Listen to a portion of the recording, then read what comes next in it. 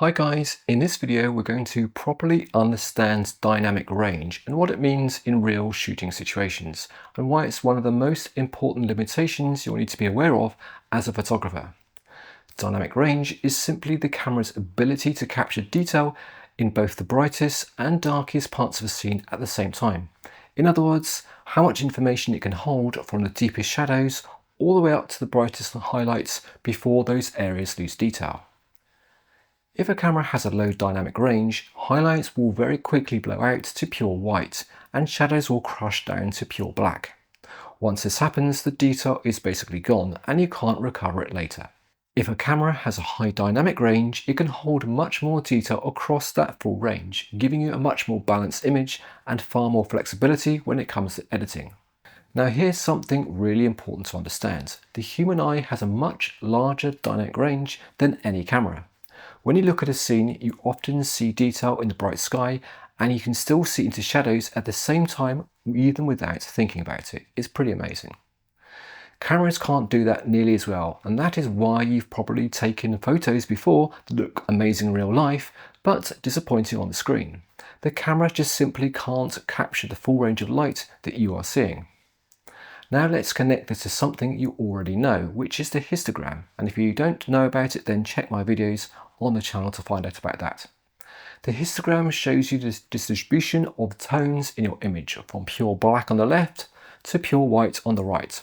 Dynamic range is essentially about how much of the histogram you can fill while still keeping detail across the entire image. If the scene has more dynamic range than your camera can handle, the histogram will get pushed hard to one side and then start clipping. That means you are losing detail in either in the highlights on the right or the shadows on the left. So the histogram becomes your tool for spotting when you're exceeding your camera's dynamic range. Let's go through some real-world examples to see where this shows up. A very common one is a portrait in front of a window. You have bright daylight outside and a much darker subject inside. This is a classic high contrast scene. If you expose for the face, the window is going to blow out completely. And on the histogram, you'll see the data pushed hard to the right with clipped highlights. If you expose for the window, the person becomes a silhouette. Now the histogram shifts left with crushed shadows. That's not a mistake, it's simply the camera is hitting its dynamic range limit, and you are being forced to choose between what matters most. Another example is shooting landscapes at midday. You might have bright clouds in the sky and dark shadows under trees or maybe rocks. With a low dynamic range, the clouds can easily blow out or the shadows become just muddy and black. With higher dynamic range, you can hold detail in both the areas and create a much more natural looking image that you're used to seeing with your naked eye. Now let's think about shooting at sunset. The sky is extremely bright and colourful, while anything else in the foreground is much darker. If you expose to the sky, you're going to get beautiful colours and the foreground then becomes a silhouette. If you expose for the foreground, the sky is going to lose all the colour and turns out to be a flat, washed out area. With higher dynamic range, you can often keep the richness of the sky while still lifting enough detail in the foreground to make it usable. Another example is street photography on a sunny day, where you have harsh shadows from buildings and very bright patches of sunlight. A camera with a limited dynamic range was going to really struggle here, either losing detail in the bright areas or turning shadows into solid black shapes.